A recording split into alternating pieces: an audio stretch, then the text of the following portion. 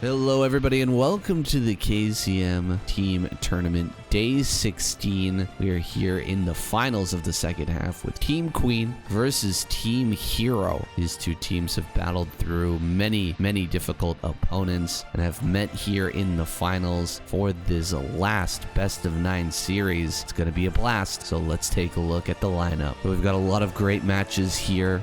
Shun, what's your impression of this lineup so far? Pretty excited, to be honest, saying, especially the likes of Zealot versus Mong. Desi versus Tosco, I think, will be a little bit one-sided, going in Tosco's favor, understandably, but Queen versus Hero, I have no idea who's going to win the ZVZ on that, and Sharp versus Barracks, I think it's slightly Sharp favored, but Barracks has been playing pretty good recently, so anything could happen with that. So overall, I would say this is a pretty even teams. I'm looking forward to at least 4 of these matches. Yeah, I'm really looking forward to the team leaders going head-to-head here. ZVZ has become such a fun match to watch. I think that Zealot probably stands a pretty good chance of pulling the wool over Mong's eyes on La Campanea. He must have some sort of good strategy here. That is a very difficult map for Zerg players right now. The pocket third I don't think is a good choice to take in that matchup anymore. And that last TVT should be really fun. I'm super looking forward to how Barracks performs here. Absolutely saying he's been playing pretty amazingly recently. And yeah, I have no idea what's going to happen between Queen and Hero. I mean,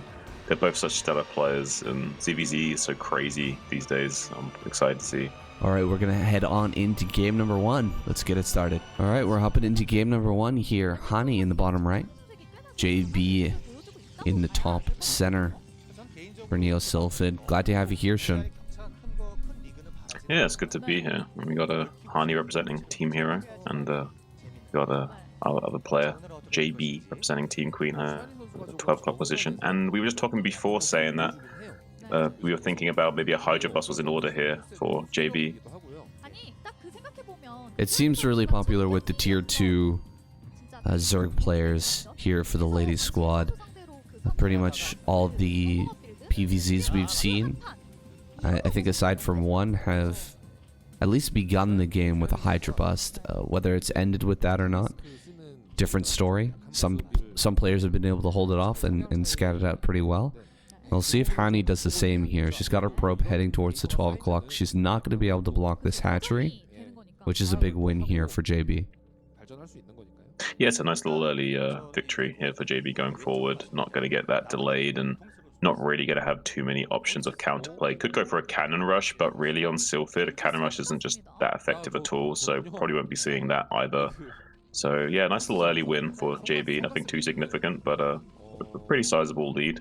Is throwing down the gas before pool as well. Actually wants to get a really fast link speed timing by the seams of it, and the probe actually didn't scout the timing of the gas or the pool yet, so I don't think Hani will have any idea exactly of the timings unless she clicks on this pool. Now I think she should better figure it out now that the gas is finished though, and sees the pool not quite fully morphed yet. Should be able to kind of glean from that the exact timings. Yeah, I wonder if she really realizes what's going on here, because that was an incredibly early gas. I mean, if you see the gas before the third hatchery goes down, that's already going to give you quite a bit of information, but this was a really fast gas. She's going to have more than 100 by the time this pool is done. Actually, might be able to morph the layer and the start the upgrade at the same time here. So there's going to be some serious aggression coming out of JB. Yeah, there's the layer, and we're going to have that speed in just 2 more seconds. There it is. Yeah, I'm wondering if maybe JB picked this build up from someone like Zealot and wants to put on a lot of pressure and try and try and like make up for the fact that this is not really the best of maps for Zerg and versus Protoss, and yeah, statistically speaking on this map not the best, so maybe going for a kind of really hyper aggressive tech build like this is just a way to kind of throw Hani off their game just a little bit and frustrate her enough to kind of get a technical whip in here. And is doing a good job of trying to catch this probe scout actually, and almost got the full surround on that. Only just a few hit points left on that probe. Going to be able to take that out in just a few seconds now. So denying that scout's also going to be key, because now Hani needs to know exactly how many lings are being made. So this could be 6 lings, or it could be like 12 or like 18. She doesn't know exactly what's coming right now, so a little bit of a unsafe situation. She's not pulling any probes or anything as well, saying she could just lose this cannon. Yeah, this is typical for, you know, tier 2 lower level players, they don't know all of these timings, they don't know all these situations. And if you play just slightly outside of their wheelhouse, they're bound to make a mistake. She's jumping on top of the cannon here. Gonna pick that off real nice and easy. JB gets that cannon. More Lings are here, but they haven't been sent across the map. We really need to get that rally going. The Spire has been dropped here, and this is already an amazing situation for JB, but she's got to send these extra Lings, Shun, or she's just going to let this cannon finish here at the front. Yeah, they have link speed though, so the links will get there before the cannon is morphed. So she should be able to get there in time to still finish off Hani as long as she stays on top of her micro. Doing a good job of catching that Zealot really low on hit points. Finally now going to try and get on top of this cannon, but it is almost finished. She hasn't yet come into the additional link. She's getting on top of this cannon right now, only just now warping in. Does get a pretty good run by the Hussack cannon. Not going to have to worry about killing it if she can just get into the main base and start doing a lot of damage there instead. Needs to be careful not to lose the links in the mineral line to the probe drill, but as long as she can just attack from the north here and get a good surround of this cannon like she's doing now, she could just finish the game here. Saying she's doing so much damage to Harley's economy right now just by forcing so many probes along, and now she can come in to the natural expansion with additional lings to finish her off there too. Yeah, she's gonna get this cannon no problem. She's managed to kill the cybernetics core, and then she's gonna kill the gateway. So Corsairs are a million miles away at this point. She's gonna have to defend purely with cannon, and here comes the rest of those links. They're gonna get this cannon, and that should be GG here. All she needs to do is focus down these zealots and then get the pylon, and there's no way for Hani to recover. GG. A quick ling all in here to put Team Queen on the board. Yeah, I definitely agree with you, Shun. That may have been Zealot inspired. Well, Team Queen comes out the gates with a rush build there. Are they going to continue that trend with YSC versus Saxory? We've got the pylon being thrown down here in the natural, and an immediate scout here. So this actually looks more like a forge opener here for YSC. Yeah, usually the probe moving out to scout right away with the pylon is indicative of a forge fast expand. There can be some variations where you do a little bit of weird scout timing where you want to check for like the overlord and then go back again and make with the gateway, but usually this indicates a forge fast expand. It's actually going to be going for a little bit of a faster pull timing here, so not going to be going for the 11 hatch, which would have been blocked by this probe. The probe went the long way around, and both the overlord went to check for that probe coming in, but also didn't go for the 11 hatch anyway, so no shenanigans early game going to be successful for YSC, and Saxory is going to be playing ultra safe. I think actually Saxory maybe does like to go 11 hatch in these situations sometimes, and maybe YSC was trying to meta game a little bit there. Right, maybe YSC was thinking about throwing down a Nexus first here, but instead going to drop that forge. Seeing the pool here nearly complete in the main, and oh, look at this, actually going to get that hatchery down, so no block from YSC. Looks like he was a little bit busy mining some minerals here in the main. Ends up not getting that block, but he will have his Nexus here on the way back at home, and his timings look pretty on par here to where he's going to be able to block any lings coming across the map. Looks like Saxory realizes that he's just going to build drones and a single set of lings to push this probe away.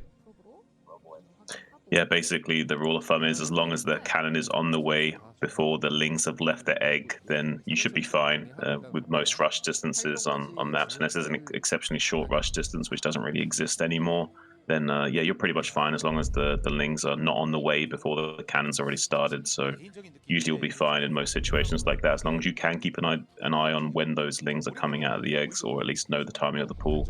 So YSC not going to be caught off guard by anything thus far. It looks like we have a very standard game going into these 3 hatcheries, but could be seeing a little bit of a delayed fake Hydra bust maybe into a bit more of an aggressive style from Saxory, but he's not usually of that ilk. He's more of like the macro ecocentric player, so I don't think we'll see necessarily a Hydra bust here. So yeah, it's an interesting point. Saxory is a very macrocentric player, and YSC has managed to get him on this map, Dark Origin, which doesn't really lead into a great late game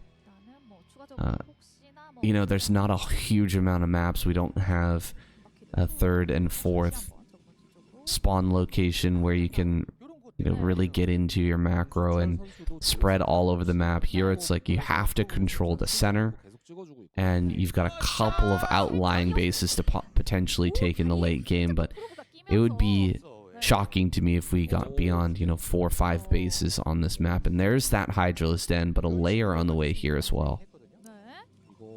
Yeah, I wonder if he threw down the Hydra Den just because he caught the Probe Scout, and there's no way that the Probe Scout can confirm that now. So I wonder if that was more of a reactionary Hydra Den, or if he was planning on doing it either way. But nonetheless, we do see a nice catch on this Zealot in the middle, going to be trying to get as much of the hull points down as possible without losing any Zerglings. Pretty good play from Saxry to get that Zealot basically down to half HP without losing a single Zergling. So that's a nice little small victory for him going forward as well. Will now enable him. Well, it looks like he's going to just pump drones here for now. Will he get to 973 and start to put on that pressure? I'm going to see here in a few moments. Stargate is now done. We have that Corsair in production, but a second gas here. Very interesting with the Hydro Den right in the second gas. Is this going to be a lurker build? What am I looking at here? Usually with a lurker build, you actually go for a quicker upgrade for your links, because if you're going to be skipping your Hydralisk upgrades, you really do need something extra to help fight a Zealot timing that may be coming across the map. But I don't see an evolution chamber here. I see Hydras being made, and not much else than that. Maybe he just wants to go for a direct contain here. The Hydralisk speed is going to finish, but what upgrade is being produced right now? We don't have that information because this is not a replay. This is live from KCM. Well, we're not watching it live, but KCM was watching it live, and he doesn't know at this point. There's quite a few drones here. It's not a 973, but there is some sort of interesting tech coming here out of YSC, and we're about to find out what that is. This Overlord just about goes down, but it does manage to survive, so this push can continue, luckily for Saxry. Do you think, I thought for a second he was going to do some sort of crazy elevator into the main base and like squeeze out like a couple of speed Hydras into the main base to bypass the cannons and try and get on top of the production in a very strange way, but I'm not so sure about that now. Did his Overlords have speed? I felt like that moved pretty quickly. I think, yeah, speed just finished, I think. I don't know. Overlord speed, yeah, there it is. Okay, he's got Overlord speed. Is he going for a drop? Maybe we're going to see a drop play. It'd be really interesting to see if he does go for drop play, because it's so unorthodox for someone like Saxry to do a build like this. I'd be really curious to see if he does go for something like that, or if he's just trying to really confuse YSC right now and try and make him think. We got lurkers. We got lurkers. Okay, so we are going to be doing that contain play. And whoever controls the middle on this map, like I said before, it is going to be the victor. If you can hold that that area here right in front of the natural or just over the bridges and contain the Protoss player on either 2 or 3 bases, you're going to be in a winning spot here. So do we have a Robo from YSC? And will he be able to build that and actually push out? I think that's the Robo right there, in fact. So will he be able to build that Robo and push out against this, or is Saxry just going to put the shackles on YSC here and not allow him out on the map for the rest of the game? Yeah, I think this was basically just, it was all just a technical play to set up a lurker contain as soon as possible and leverage this positional advantage over YSC before there was any chance of him pushing out onto the map, because there's no way that he could have really had a timing to come out sooner than this. So here's the drop play into the main base as well. It's both a lurker contain into a drop into the main base. We were both kind of right saying in a sense. So it's going to be that drop. Here we go. Do we have the observatory? Okay, observatory is done. I think we do have Storm as well. Lurker's gonna burrow here. There's nothing to reveal this, and the lurkers are positioned such that he should be able to get huge hits on these probes if he's actually targeting. He doesn't target. No target there. Okay, looks like he might be targeting now. The probes are kind of dancing around a little bit now. And he's completely taken over this main base. I don't know if it's even going to matter whether those... Oh my god, okay, lurker here at the natural as well. Looks like did go down, but we aren't clear on how many kills that got. But YSC is at 36 supply, and he lost his Nexus. Oh my god, this has worked so well for Saxory. Wow, I'm so impressed by Saxory right now, saying, like, seeing a macro player play like this kind of, like, brings tears to my eyes, tears of joy. Like, to see, like, a macro Zerg trying to play a little bit more like how, like, Zealot or, like, someone like that would play. It's really nice to see, and he's going to be coming into the natural expansion again with another lurker. Can he get some more probes? Doesn't really matter. As long as he gets any damage done, it's still going to be pretty game-winning for him. He's killed the Nexus in the main base. He's currently ahead in supply, 54 to 43, and now he's able to take either a fourth base and go into a real heavy macro game and just finish off YSC that way, or he can just keep making units to keep the pressure on that way and keep elevatoring into the main base over and over again and bypass these cannons and storm in the natural expansion. It's going to be really tough for YSC to retake his main base. There'll be a threat of drop at any time, so he has to keep his units into the main base, no chance of taking his own third. So now Saxory kind of has everything in his arsenal to use against YSC. He can kind of expand, make units, do whatever he wants and still be in a really good position. Yeah, he's basically got this in the bag. Saxory gonna look for the closer. He could, you know, if he throws away too many units, we might have an opportunity for a counterattack here, but I don't think that's going to happen. Dragoons are coming back here to deal with this, but that's just buying more time for a containment setup here at the front. Once we have a bunch of lurkers here across these bridges and a fourth base on the way, I think that there's just about no chance for YSC to come back in this game. All the pieces have been set here, just about double the supply for Saxory. He's got his upgrades rolling, I think, with that Evo chamber. He's done an amazing job, and I definitely agree.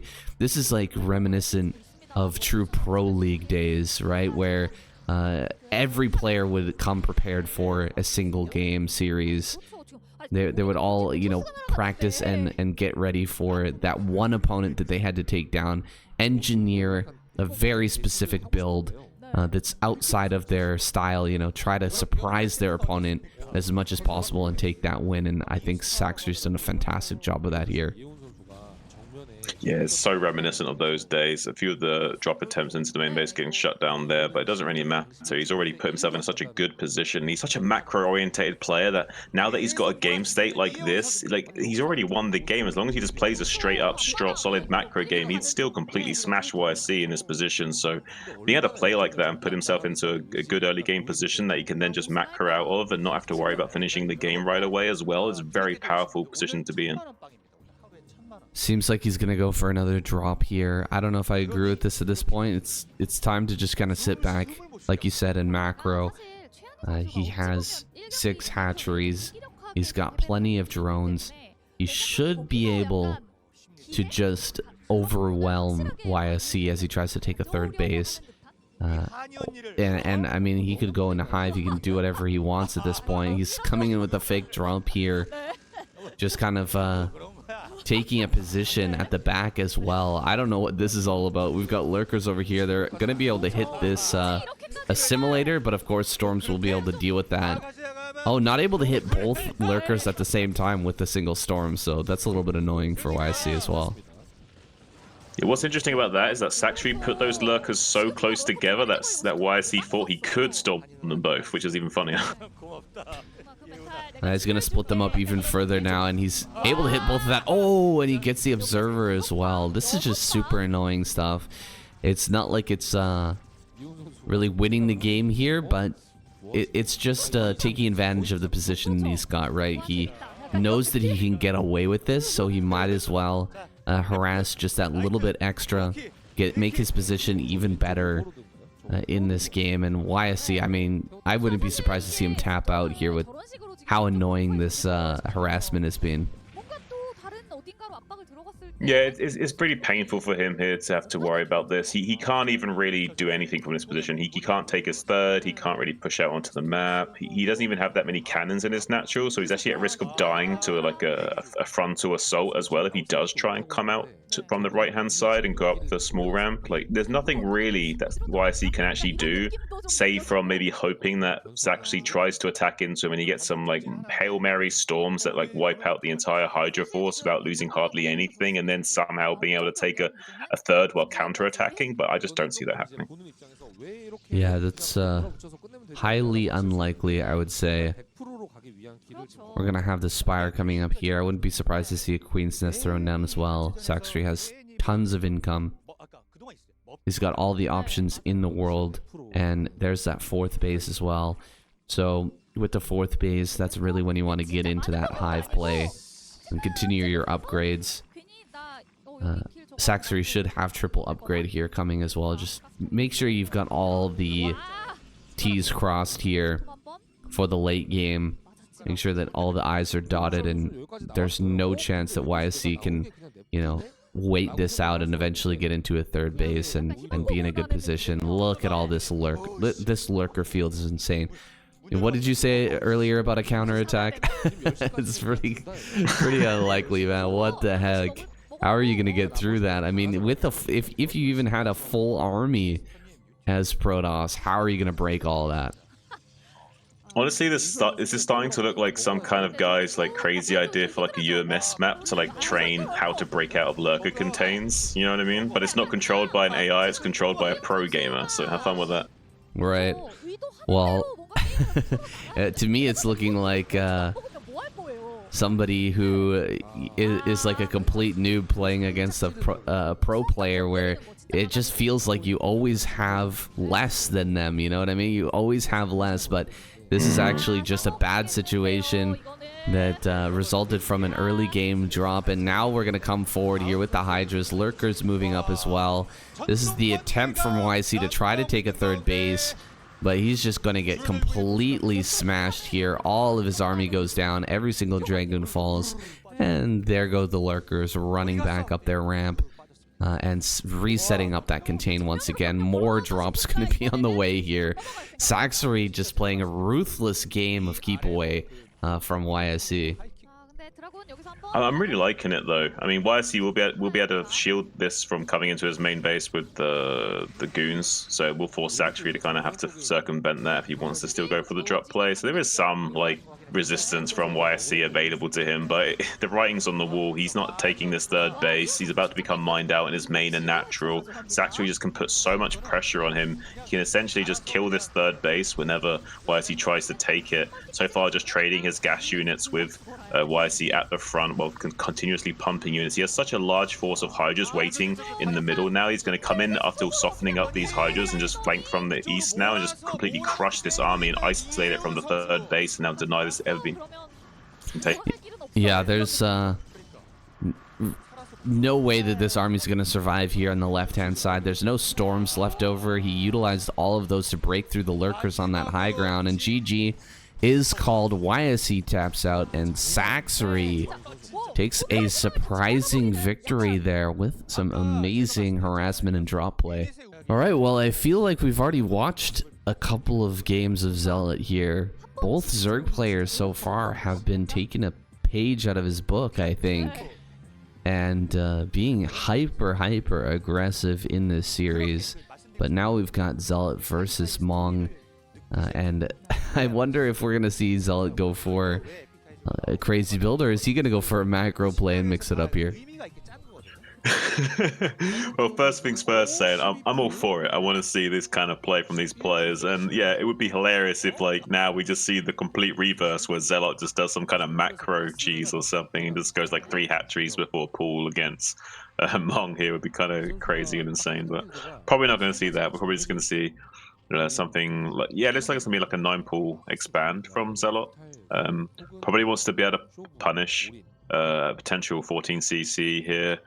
I think that I'm not actually sure I agree with Zealot's play here. Maybe it's purely because of the map choice, though. It's one thing we need to consider is that with this map being highly abusable for Terran, like you kind of need to go for something early on to prevent the potential early game harass. If you do go for hatchery first, you can just get really devastated by the Marines being hopped over to the behind the middles and so forth. Yeah, 8 racks on this map is really popular. There's a lot of buildable terrain in the middle as well, so Terran players do like to abuse this map, and Zerg players here. We've already got this gas rolling. Lings are going to be out on the field here, and back at home, Mong is saving money for a command center, which is actually not what I was expecting. I thought he might pull something out like we saw in his last series of game. I don't remember which Zerg player that was against, but he really dominated on Tempest with a 1-1-1 build, so I thought that maybe he was thinking of pulling that out again, but it seems like he wants to go for more of a standard play here. Yeah, it's looking pretty standard thus far, so we'll have to see if there's any kind of deviations in the few moments here, but so far it's looking pretty straightforward. It's nice sneaking out of the second SCV scout just before the Lynx closed in on this position, preventing any kind of further harassment, and we'll be able to get the full scout off in a minute. And that's going to be a nice little timing as well for him to come in and check the lair timing of Zealot. And Zealot's the kind of player where you really do want to keep your build hidden if you can get away with it, because Zealot is just, he's the kind of player that can kill you in about 50 different ways, and you don't know what way he's going to kill you until it finally hits you. So you kind of want to scout him at every phase of the game. So when Zealot can deny you scouting, it kind of puts you in a very uncomfortable position, no matter how good of a gamer you are. So it's going to be a nice little tactic from Mong here to bring this SCV scout in right at the pure tech timing of the Zerg play, and just doubly confirm, is this going to be spy? Is this going to be a lurk contain? Is there Lings hatching? And that's going to make him feel very safe. Yeah, that's frustrating here for Zealot. You know, he had those Lings come into the natural, pushing that SCV away, and he thought that he had denied map vision here, but Mong gets in, he sees everything, and he knows exactly what is coming. He's going to force this sunken colony out of his opponent here, because he doesn't see, you know, a massive amount of Lings popping out or anything. He can move across the map, and look at this, he's going to hop over the wall as well, just to be a little bit more annoying here. That SCV is going to sit back and watch the number of drones that are popping out for Zealot, and he could even kind of deny a base at that third for a little bit. Maybe he wants to build an eBay back there or something. I don't know, but Zealot is about to start popping out mutas here. He should be able to get rid of that SCV and start to harass over here on Mong, but Mong knows everything. He should be able to block everything here. Yeah, basically, I think scouting in StarCraft is so important, Saiyan, because once you do have the scouting information, you can just fine-tune your build and really start to min-max and get the most value for any mineral you do spend, and get everything just like timed out crisply. So he's only just now starting to make the turrets right as the mutas are going to arrive, and he knows there's no possibility of like lurker threat at the front as well. So being able to like line up your build so perfectly with what the enemy is doing is such an advantage in this game, and so that's why it's like a game of like intel basically. So just knowing what your opponent's up to can be such a huge boon for you, and a real nightmare for them to deal with, because they can't really catch you off guard and find these small windows of damage anymore. Yeah, they're just gonna have to outplay you mechanically. They're just gonna have to out micro you in order to take a win in that case, and knowing, as they say, is half the battle here. And Mong just knows. He knows exactly what to do. He's got 2 racks play here. Plenty of Marines being pumped out. He hasn't put himself into a difficult position here. He's not even not trying to move out at all, because he's putting a clock on these Mutalisks right now by throwing down a very quick factory. He will be able to get into either science vessels, or he will get into some Valkyries here very, very soon and get rid of these mutas and their power on the map. But right now, it's it's really Zealot's time to shine. He can start to pull things apart here at the front. He's killing quite a few Marines so far, and he got rid of that turret as well. So these two front supply depots are exposed. So there is possibility of possibly a way in for Zealot right now. He's going to go to work on that first supply depot with the Lings, and this is starting to become kind of a desperate situation here for Mong. He's got almost no Marines. Wow, I'm kind of surprised to see it, but I'm really not at the same time. This is Zealot, after all. He's got such good execution and build order precision, so I'm not surprised to see him execute such phenomenal Muta Micro like this, and just do a real good job just coming in and clearing up the entire Bioforce of Mong. And here's Mong's weakest matchup, and he can't really compete with the likes of Zealot in these micro skirmishes, and it seems to be like Zealot is just overpowering him whenever there's a small tiny window of positional advantage for him to have. He's just like so quick to pounce on Mong, and Mong's definitely not up to the caliber of Zealot when it comes to these small micro engagements. Yeah, it looks like Zealot just able to completely out micro here.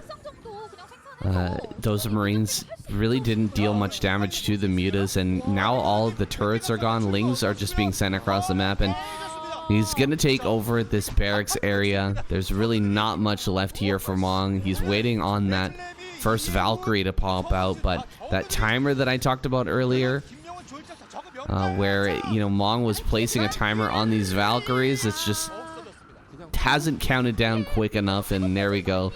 Everything is gone here. There's no turrets left. GG is called. Mong taps out, and Zealot puts his team in the lead. Team Queen with 2 points now. Wow, it's really feeling like the week of Zerg here.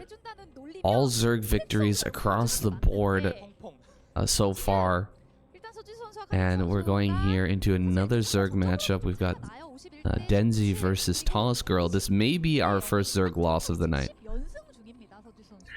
I mean, I think so, saying, but who knows? Maybe we'll see a crazy upset here.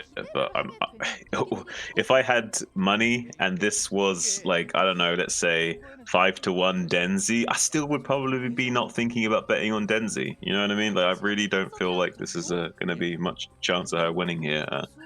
She will do some kind of crazy cheese, I imagine, against Tosco, whether there'll be some kind of Ling all-in or Lurker bust or 2-3 hatch Muta all-in. I don't know. I really seriously doubt that Denzi's going to try and play a straight-up game against Tosco here. She would just get absolutely mangled. For sure. Ladies ASL, previous season, it was Cadenzi versus Tosco in the finals, and she got 4-0'd. So probably not wanting to relive that experience. Maybe she's going to pull out something really sneaky, something she's never tried before here against Toss Girl, and try to knock her out early. She's going for a 12 hatch to start things off. And she's actually building more drones here afterwards as well. Oh no, she didn't start another drone. Okay. Well, she's actually, if she's going 12 hatch, that makes me wonder if she's thinking about potentially a lurker play here.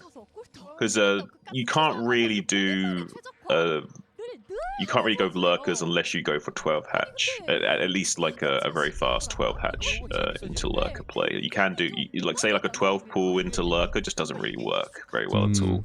You kind of already go mutas in that situation. But with this 12 hatch, it leaves her open to go for lurkers as well.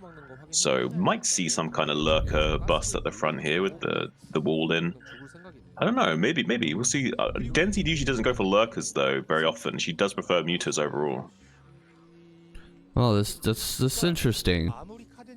We've got the wall in here, so that might be what triggers Cadenzi to go for the lurker play. Looks like she loses her scouting drone, but she gets a full scout. She knows there's not a gas build here, so she won't need that early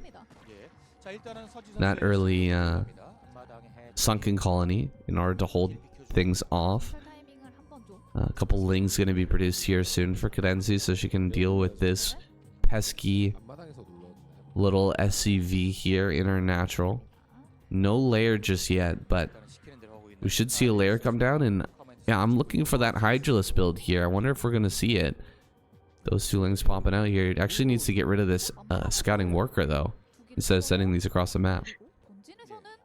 I'm really confused why she's sending the two lings across the map because there's no way that they'll. Is she worried about? She's probably worried about Marines coming across the map and pressuring this Overlord, and she wanted to send these two lings to make sure the Overlord would just have no chance of dying, and maybe to also scout out if the Marines were moving around to the south and sneaking around the Overlord and didn't want to risk like losing drones. It's possible, but she's actually going to be able to bypass the Marines and do a little bit of a counterattack, but doesn't actually get the delay on the CC. Instead, she's going to be target firing the depot. Now going to be redirecting the Lings back into the main base of Tosco to maybe get some harassment there, just as the SCV train's starting to come down to the natural expansion of mine. And now Denzi's starting to put on a little bit of pressure with these Zerglings. If she can pull the Marines into the main base to deal with these Zerglings, she's getting SCV kills as well into the main base. Actually pretty good for Denzi, getting a couple SCV kills here, while also distracting the Marines into the main base with the additional links now coming into the natural. Can put on a lot of pressure onto Tosco here, so. Ooh, she gets a Marine kill here at the natural, and 4 Lings run in. She's got Ling speed now. 4 Marines are coming down here. 1 Marine pops out. She can dive on top of that, but good micro with the SCVs there. 1 more Marine does go down, but I think that's the end of this aggression. Hopefully back at home, Denzi is hitting her build here. Looks like she's gone for a 2 Hachimuta. She's going to try to put on some serious pressure coming up. Maybe those early SCV kills are going to play a factor here. Yeah, and it did rattle Tosco a little bit. She's only just now starting to like cool down and stabilize. She even had 4 mining gas in the main and noticed, and then finally just pulled the SCV off. Now starting to get herself together, regrouping.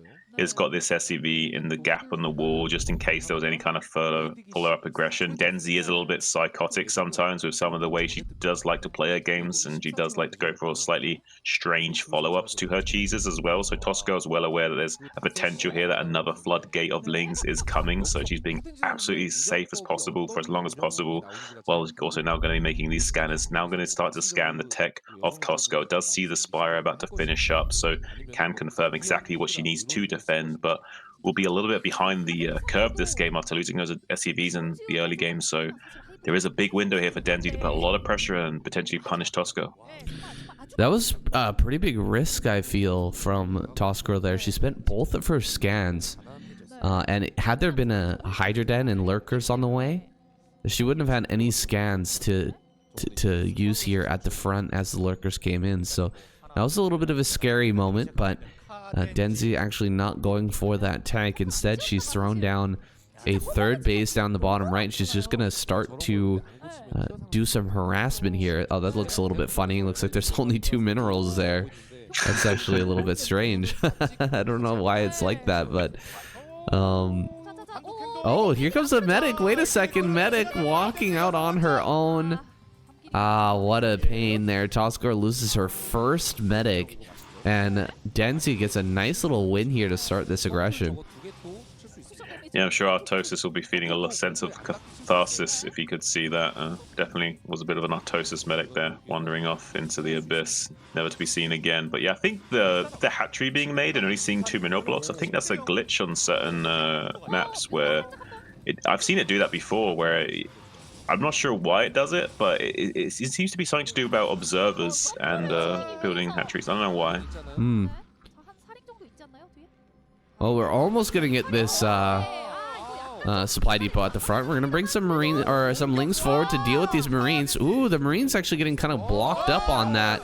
She went for a medic as well. Not gonna get that. Hasn't been able to pick off these supply depots, and I think the Tusk Girl is starting. Oh, what? Second layer here. Bit of a mistake from Tusk Girl, making a second layer in the main base right now. I mean, unless she's going for a double drop at the drop and speed at the same time and transitioning into Lurker. I mean, maybe, but yeah, I don't think so. I think maybe that's a little bit of a mistake, maybe a hotkey issue. I'm assuming that's a hotkey issue. I don't think she intended to do that. I'm pretty sure that's got to be a mistake. There's no reason. It's possible she does want to go for double tech, though. It is possible she does want to get both like she, because by the time that the say the Hydra, the Overlord drop or speed is like halfway done, then the lair finishes up and you can start researching the other one. There's a slightly crisper timing because of that, and maybe getting in there just before vessels are coming out, maybe a window where she can actually punish Tosco. But I'm not sure that's going to be the best course of action for Denzi going forward. But maybe she feels like she has to do something a little bit gimmicky to get the best of Tosco, despite having that early lead. Maybe she hides Queen's Nest and then builds the hive in the main. Hides the hive. That's a. I mean, Yeah, I don't know. Yeah, maybe. I'm grasping at straws here to figure out what's going on, but this third base has not been scouted here. Toss Girl is building a lot of defense, even a second bunker coming down, realizing that there are lurkers on the way. Maybe you know, she commits too many defenses here to the front, and Toss Girl gets a drop into the main. I wonder what this is for, or if this was just a mistake. We're never gonna know, I guess. So we're not gonna get a an interview with Denzi after this, unfortunately. But if there is suddenly speed and drop on these overlords, I guess we will find out. Yeah, I guess we will soon. We'll have to wait and see. Does have +1 on these Mutalisks, so they are a little bit more potent than your average Mutalisk, but that will start to level out very quickly as the upgrades of the Marines. Oh, beautiful catch on these Mutas by Tosco, reducing their numbers quite significantly. Now just 8 Mutas remaining. Does get a little bit of return fire on these Marines, taking 3 of them down in short. A good volley there, actually, taking down 5 so far with that whole position now. So going to be leveling out some of those trades ever so slightly, but so far that does still favor Tosco in his position. But the supplies are indicative of a Zerg advantage right now, so Tosco's still technically the one scrambling. So I would say still advantage Denzi on paper, but this is Tosco, so I still feel like Tosco will potentially outmaneuver and outplay Denzi going forward. So even though Denzi is looking good right now, that could change very quickly. So far she's doing a good job of sharking around the map with these mutas though, and reducing the bio count over and over again, which is exactly what she should be doing. And now the lurkers coming out onto the map as well, and she can kind of protect these lurkers and keep them isolated away from these Marines, while the Marines are distracted, hunting down overlords and get into their natural expansion with these overlords and with these lurkers, and set up a contain and potentially bust as well. But there is 2 bunkers, so I don't think she's going to be able to bust here, but it's locking out these bio forces from the natural expansion while putting on pressure is going to be really annoying for Tosco.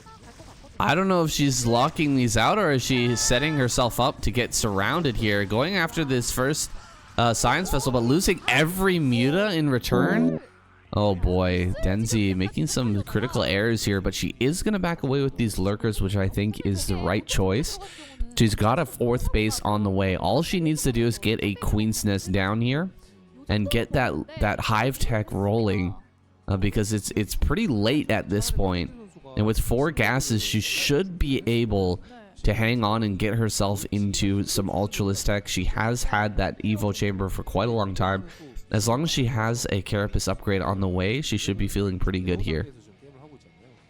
Yeah, I'm really confused about the play there from Denzi. I thought she was going to lock the Bioforces out with the Lurkers and then swing into the main base with the Mutas and put pressure onto the production or the SCV line and lock out the Bioforce from coming back into the main to defend and maybe causing some havoc there. But instead, we just saw the Mutas evaporate. So I'm not too sure exactly what the thought process was behind that, but nonetheless, Denzi's still in a really good position in this game, and if she can get these 4 gases up online, that's pretty much game-ending advantage for her going forward, but it's currently supply blocked. Now a little bit of pressure from Tosco coming out onto the map. Denzi has a lot of lurkers and lings to mobilize and use to defend against this, but there is some siege tanks to put on some pressure pre-defiler tech, so unless Denzi can get these defilers out soon, there is a small window here for Tosco to make something happen, but there is a lot of Zerg forces that can be used to surround and kill this whole bio ball all in one go. All right, here we go. Huge amount of lurkers going to come up here. Pretty good irradiates going down on some of these lurkers, and a D-matrix as well. Lurkers going to burrow right on top of these tanks. Tosser just running forward here, trying to get some damage going in this 3rd base. She is going to kill quite a few drones, but this entire army is going to get mopped up. Very nice execution here from Denzi, and Toss Girl has lost her entire force. I don't see a follow-up, a transition here into Hive Tech, but this is, I mean, this is a lot of lurkers and hydras to deal with right now. Oh, God, she's got to kill one of these. Come on. Oh, man, that sucks to let those bolts run away. It's kind of hurting my heart right now here as a Zerg player. Yeah, you hate to see it, but sometimes this sort of thing happens, and it's a little bit frustrating. But it is what it is. I mean, I don't think Tosco's going to heal those up, so maybe they'll die soon to a single Scourge or some of these Hydras that are coming. But yeah, right now Tosco's in a bit of desperation. She needs to kind of like ramp up her production. She needs to grow quick. She's in such a bad state of affairs that she needs to just try and skyrocket in her production somehow. Take a little bit of a try and go for kind of a Hail Mary play here, get this third base online, make as many tanks as possible, try and pump out as many units as possible, and just hope that she doesn't die because she can somehow come up with some kind of counter-offensive eventually. But for the time being, it's going to be a little bit of a hellscape for her to have to navigate. Yeah, this is a great opportunity for Denzi to really macro up here. There's not a lot that Tosco can do at the moment to put pressure on Denzi. So she could make a huge amount of drones here, go up to like 70 drones on 4 bases and, get into just kind of crazy production here. But she's actually going for some drops right now, and the drops are getting shut down pretty badly. There's a tank here in the main. Oh, drops are coming in to the natural. A lot of lurkers here being dropped by Cadenzi. She's going to drop right on top of this armory as well, so the armory will end up going down. Everything's been lifted here for Tosco, and she's bringing the tanks back to deal with this. So I don't think it's going to deal too much damage, but the follow-up attack here towards the third base might actually do quite a lot. Lurker's going to bro right on top of this, kill most of the Marines, and Hydras are going to kill the tank as well. This is potentially game-ending here. A lot of damage coming down from Denzi. Is Tosco going to be able to hold on? Wow, Sam, my little British heart is like starting to pound a little bit here. Denzi's starting to represent the Great British Isles, and she's doing a good job of it. The wee Scottish lass is doing a very good job against the likes of Tosco, someone that would usually completely demolish her, and now actually kind of putting the pressure and turning the tables on her. And Denzi, with these 4 gases now able to leverage against Tosco, there's going to be so many units that she can pump out. She doesn't quite have a hive on the way, so she can't really transform that into any Ultralisks anytime soon, but she can make so many lurkers to just keep hammering on the gates, prevent any 4th base from going up for Tosco, and eventually Tosco's going to become mined out in this main and natural. She's not even mining gas in the natural expansion right now as Tosco, so there's so much more of a gas advantage for Denzi here. I think we go Queen. I think we go Queens here. If I'm Cadenzi right now, I think Broodlings is the way to go. We're really ramping up production here on those tanks, and they are the backbone of this army. Once you remove the tanks, if you've got Hydra Lurker, you're just going to be able to plow through any Marines that come out of Toss Girl here. She's finally starting to get up to that really high drone count. We see some more drones popping out here. I think it's a bit of a mistake not to drone up a little bit harder earlier on, but Cadenzi did manage to put on quite a lot of pressure. She killed some SCVs. She killed a lot of the army. She's dropping once again here in the main, going to kill off this missile turret. That tank just being so high value throughout this game, actually, holding things back, making sure that the main base doesn't get ravaged here.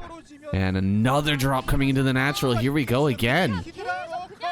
Wow, round 2 of these drops. It's like Denzi is just like using all the gimmicks at her disposal to try and do her best to get advantages where she can, and it's working for her in this game. And Tosco's a little bit stressed out right now, and I really do like the play from Tosco. They're having this like singular tank and bunker in the main base to kind of ward away the drops. She's aware of the playstyle of Denzi, but it doesn't matter. Denzi's still getting the job done with her playstyle, and Tosco's in a bit of a dire situation for the time being, but she's now starting to ward away these threats of Zerg at her perimeter. She's starting to stabilize the position. The supplies are looking a lot more normal for this game state, and Hive's only just now about to finish up as well. Double Hive? What is going on in this game? Is she... what? Is she trolling? I don't understand. Does she think the game's in the bag and she's trolling? But I think she needs to be a little bit more, a little bit less cocky. She needs every resource at her disposal still to make sure this game doesn't slip through her fingers.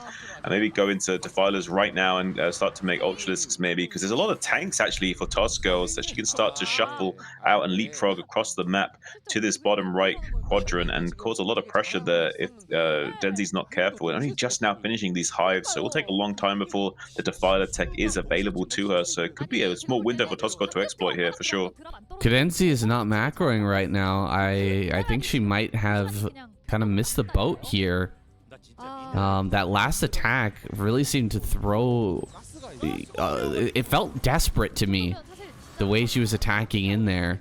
It was like she really needed to win, where her position was looking fantastic, but now tanks sieging up here at the natural. This push is nearly unbreakable with the tech that Denzi has. Her hive is just way too late. Despite having 2 hives, I feel like it's better to have 1 earlier, let's be honest. Here comes those tanks. Here comes the Hydra's gonna come and try to fight against this army, but look at how quickly they explode. GG. Toss Girl ends up taking that one down, but Denzi had a real fighting chance in that game. I just feel like she sort of fell apart there. Well, that's a bit of a bummer there. Cadenzi playing a bit on the nervous side. You can definitely see it in the fact that she built 2 layers and 2 hives. I felt like she really had that in the bag. Had she been a little bit more calm and cool-headed, she should have been able to macro into a huge advantage there, but ends up getting knocked down. Yeah, at the end of the day, she just wasn't able to keep her cool. Kind of maybe an issue of nerves, and couldn't maintain that composure required to go to a late game state, and was maybe fearful of it, I feel, and was just scared that Tosco was the most experienced of the 2 players, and that rang true in that game as we saw Tosco come back and basically secure such an easy win after being so far behind. And that was mainly due to because of the lack of composure from Denzi and kind of throwing herself at the wall until she finally splattered herself. And if she'd just like been a little bit more cautious and gone up to a power spike of drones earlier, up to 50 drones, 48 minerals and 12 on gas for the 4 gases, that would have been plenty. Then we could have easily balanced out that gas advantage more and made a few extra macro hatcheries, and would have just been able to overrun the Terran player from there. But instead was the nerves got the better of us, and we threw the game a little bit. For sure. I mean, everyone has felt that. Everyone's felt that feeling where you are ahead. You're actually beating someone who you consider to be better than you. You know, whether it's a person who's higher rank or a friend of yours that usually wins. You know, and you get into a good position and your heart starts pumping like crazy, and you're like, I'm actually gonna win this game. But you're not really, you're not thinking ahead. You're not actually planning out your win condition, and you end up throwing it away and wondering how the heck it happened. But yeah, like, we've all been there. We understand. And now we're going into this game, and it's been completely mirrored builds here between Queen and Hero so far. Both went for a 12 hatch.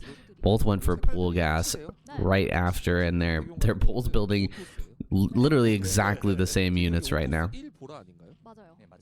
Yeah, the only thing different is the fact that there's minerals on the left for Hero here, and there's minerals on the right for Queen. So there will be some mineral optimization difference here, especially from how good they can execute their mineral optimizations at the early games. So there'll be some tiny deviations in their build, but more or less exactly identical from both players here, except we see slightly faster 6-lings for Queen coming out with only 4 here, for Hero with only 4 for Queen. So if he can get on top of these lings early and maybe punish Queen, that could be a nice little early win for him. He's got like 8 lings in total to only 4 here of Queen, and Queen trying to get a defender's advantage here and delay making these lings as long as possible.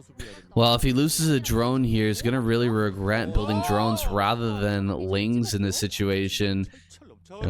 There's just been pure ling production from Hero, and he's really going to take advantage here. He gets 1 drone, doesn't quite get the second, and lings now pop out. The defender's advantage coming into play here. Drones for Hero back at home, so he manages to kill 1. Is going to back away with that advantage and kind of transition here into his second gas. Queen tried to build that second gas, but he actually canceled it in a moment of desperation. So now he's going to be on the attack, and Hero will have to defend here with a bit of an advantage now. Yeah, and Hero, very wise player, going to be just pumping out pure Zergling for the time being. He knows that the risk of counterattack is his highest loss percentage in this current situation with the early advantage. And now just going to be pumping out the additional Zerglings, enough that he can then come back out into the map with those Zerglings, put them the counter pressure as well, force Queen back into a more defensive way of playing. And that'll give him enough posturing here to come out with another force of lings to the northern flank to then hopefully punish Queen if Queen does decide to come out right now, which Queen is deciding to do so. And now he can punish from the natural expansion while Queen's out of position. But Queen actually doing a really good job splitting his own forces up and not allowing that counterattack from Hero to come in. So far, both players reading each other very well, Sam. Exactly even on the overall supply here right now. Queen and Hero just finishing up their spires at approximately the same time. Looks like Hero has banked up a little bit more gas. He had that natural gas going for slight bit longer here. And now both players are going to pop their mutas at the same time. Will there be any overlords that can be tracked down? Looks like Hero following this overlord from Queen all the way down towards that bottom left. He's looking to get the kill on that one Ling trying to slip by here for Hero. A couple Lings trying to slip by for Queen. No serious advantage for either player just yet. I think Hero at a very small lead though. Yeah, I would say ever so slightly Hero favored here, and catching this Overlord is also a really nice pickoff from him because getting a supply block on Queen whilst also not being supply blocked himself, it will be enough of an advantage here that he can keep snowballing this tiny edge into a bigger and bigger lead. I think overall this won't necessarily dictate the entire game, but having any kind of positional advantage in such a mirror matchup like this where both players are playing identically, it does eventually usually go into the favor of that player. And that's one of the things that made Jaedong so strong in those early days, was that he just would never lose once he did get that small advantage. And now look at Hero here getting another Overlord Stipe on Queen. Now supply block 41 to 26, not going to be able to build for some time. Now also a Ling in the main base going to be taking down one of these drones, maybe forcing it off the line at the very least, going to be disrupting him, causing some nightmare situation for Queen to navigate now as he has to build these Overlords again before he can even start to remake drones and remake more additional Scourge and Mutalisks. Now the power spike is in Hero's favor further, and he can also catch some of these Lings for free as well with these Mutas. But now there's a counterattack from these Lings from Queen, but Hero's got all of his T's crossed and all of his I's dotted in this game and not going to be allowing any further damage to be dealt to him in this game. And so far looking pretty solid. I feel like Hero's going to eventually even out things for his team here and bring this to a 3-2. Wow. Queen just can't build anything, man. He hasn't been able to build any mutas or Scourge for such a long time, and now his mutas just being overpowered here in the main, chased down and killed. All the mutas are gonna fall here for Queen, and it looks like Hero just gonna take a straight up victory in this main base. He's got to fight, of course, these Scourge as they pop out, but great connection here using Scourge once again to pick off that last muta. He's still got 7 mutas here to kill all the drones back at home. He should be able to produce enough to deal with these Lings in his own main base, and just a perfect victory here from Hero, killing off those Overlords, supply blocking his opponent, and then executing on a very crisp mutalist timing. Okay, back-to-back mirror matchups here. We've got Barracks versus Sharp, but I want to take just a quick moment to talk about that Hero versus Queen game. I think you said something really interesting in the break there, Shun, about how mirrored builds, when builds are exactly the same and one player gets a small advantage, they just kind of snowball from there.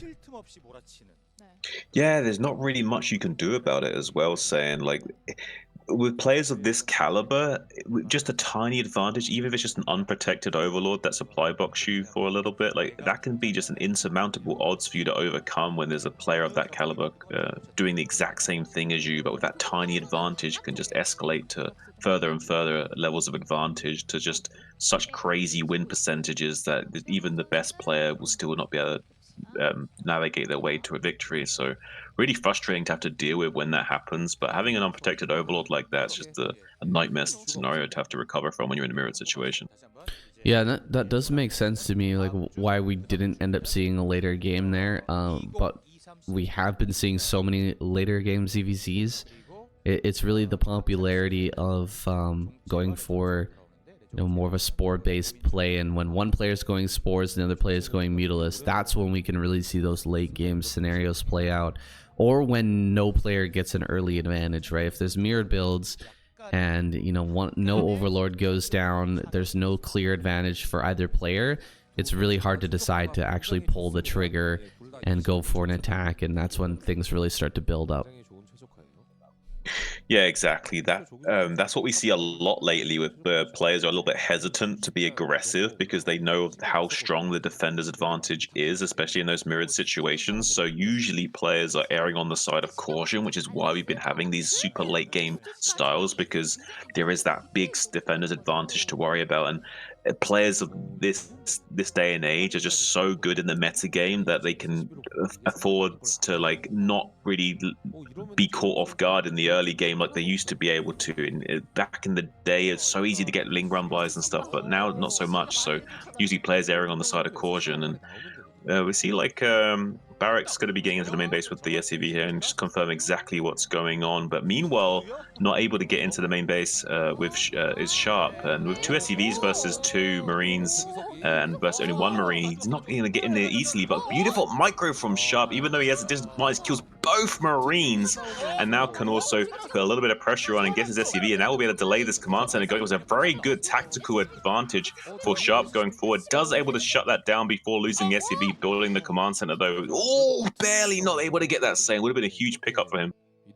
Yeah, he manages to save that SCV. It was kind of a rough spot there for Barracks for a moment. Coming in with those 2 Marines and targeting down very nicely did Sharp, but he was trying to follow that up with a 3rd Marine, but he's being harassed by the SCV over at the Barracks that was proxied a little bit farther forward, and a lot of back and forth here already in this early game. Things are starting to heat up. We got to talk about this mirror matchup now. It's also been evolving a lot recently, and these games have been getting shorter and shorter, and you can just see why people are being so aggressive, and Sharp's no exception. Sharp's so good at his execution with his vultures. He's not only a very aggressive player in his play style, but his execution with these vultures is so stellar. The way he target fires. Oh, but hang on a minute. Barracks got a better trade of this. First volley went to Barracks here, and now the tables have flipped because Barracks can chase down this second vulture so far, getting a good advantage over Sharp. Now retreating the second vulture to get the positional advantage over that. Now can also run away from this vulture and not lose any HP on this second vulture, and eventually just repair it up and have a small advantage here going forward. So actually a nice little return fire here from Barracks, kind of saying you might be known for being good with vultures, Sharp, but I'm good as well. Yeah, and he proves it there, managing to kill more vultures and gets that single vulture advantage, and that might be enough to convince Sharp that it's time to transition. A Wraith is coming out of Barracks right now, and it hasn't been scouted. It's about to be scouted by this Barracks that's floating in the main base, and we do have an armory on the way, but we may end up losing an SCV or 2. We're definitely going to lose this Marine here for Sharp. Picks that off, and that means that the Barracks is going to survive long term in this main base. He's just going to get the scout off here. We do have the armory just about finished, so we should have some Goliaths on the way. He was searching for the armory. Okay, he finds the armory. He's going to be able to kill the SCV building the armory. Okay, good repair here from Sharp to keep that alive. Second Wraith is going to make its way over here, but we should now have Goliaths on the way to kind of keep this economy going here, to prevent more damage coming through for Barracks. Ooh, looks like he gets 1 SCV. How many more can he get here before the Goliaths pop out? This is a big advantage now going towards Barracks if he continues to deal this damage. Yeah, 1 Wraith is annoying, 2 is a problem, 4 is scary. So yeah, right now this is an annoying situation and a problem for Barracks to have to deal with, because enough SCVs are going down that the race basically paid for themselves, and that will also still have some lingering value as the game progresses as well. So far this is definitely looking like advantage Barracks. The player that usually goes for Wraiths also tends to have a small advantage in these scenarios. So I would say so far I favor Barracks' position, but that could change in a heartbeat in these situations. So it doesn't necessarily mean that this game is going to go into Barracks' favor. Right now, actually, Sharp does have technically a better control of the center of the map, so still positional advantage goes to Sharp for the time being, as long as he controls the center of the map going forward and can somehow overpower these cloaked wraiths coming up in the next phase of the game. But I'm not too sure about that. I feel like Barracks has so far navigated quite well in this early game. It's interesting getting the cloak upgrade here right in the face of Sharp. But he is going to do that. He's going to go ahead and get that upgrade. We'll see what he can get done with that cloak. He's got a small position here with tanks out in front of his natural, just wanting to make sure that tanks can't come up from Sharp and, you know, siege up right in front and, you know, contain him here. He wants to keep some options open for moving around the map. Has that position out here, but Sharp, yeah, like you said, he's just got so much position here with the mines now out in front of his opponent's base, and on every single expansion that Barracks would want to take. This is okay for Sharp right now. He's definitely behind, but he's still got some good things going for him right now. Let's see what this drop can do.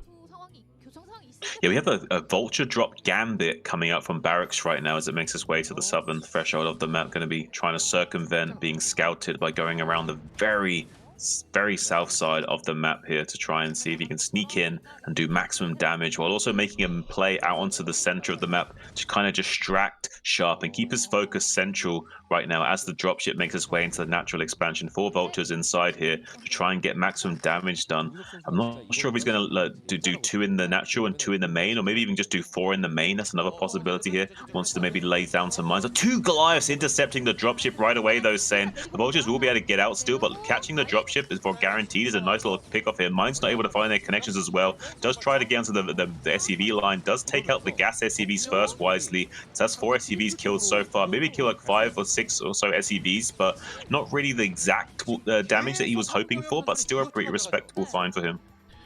Oh, some good control there with the Vultures after they dropped out. He tried to lay some mines to possibly connect with those Goliaths, but he got some decent SCV damage done in the end.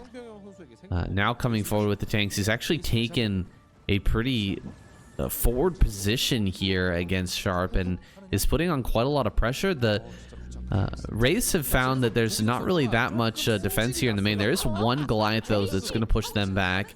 Oh my goodness, Sharp going for quite the move here, heading right over to this false high ground and trying to set up just outside the natural right now of Barracks, sending some Vultures in towards this natural. Can he actually get some SCV damage of his own here onto Barracks? Barracks kind of struggling to bring all of his units back. He's sieging up tanks right next to mines. Okay, this mine is not going to connect, but a lot of SCVs are going down here.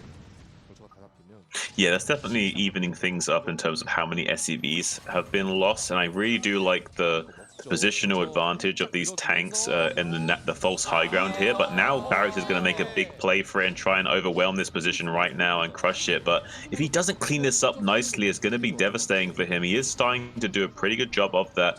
It looks like now I think he has enough of an advantage in terms of how many units there are out on the map that he can now start to simplify the position by trading the pieces off the board. So I think Sharp might be in a little bit of trouble if he doesn't execute phenomenally well here. So far, he has enough position to keep Barracks at bay as long as he keeps a nice healthy line of tanks along the bottom of this false high ground. And so far, he is doing that.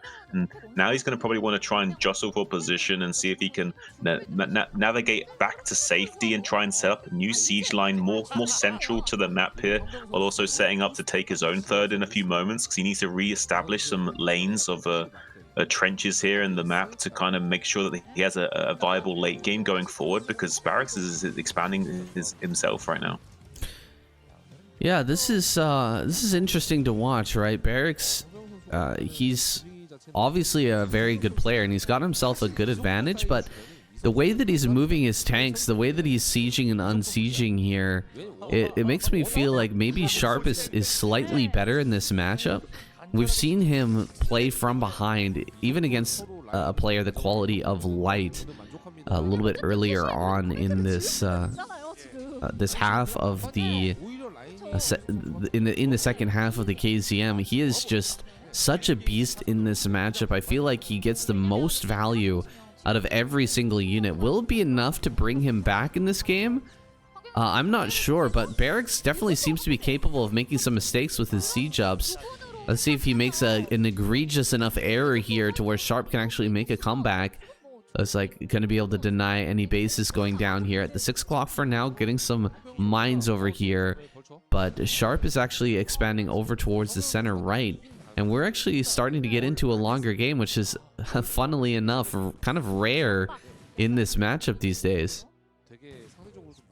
Yeah, it is pretty rare. You don't usually see it, but it's really kind of weird how TVT's gotten shorter and ZVC's gotten longer as time has progressed, say. And I wonder if that trend will continue, if we'll see another pendulum swing go the other way soon. But yeah, right now we're seeing some very strange things in the mirror matchups. But for now, we're going to be seeing a very much more standard mid to late game phase TBT, and we see a lot more starports and race being produced for Barracks here. So going to be making a whole armada of race to challenge the ground force of Sharp, and I feel like that's probably one of the best gambits he can make. He already has an advantage in the army supply, but not quite on the ground army with in terms of how many vultures are out on the field right now. So Sharp does have a bit of a tactical advantage with the vulture raids going out on the map right now and putting on counterattack potentials as well, forcing Barracks to have to worry about the northern threshold of the map a lot more than you would like to.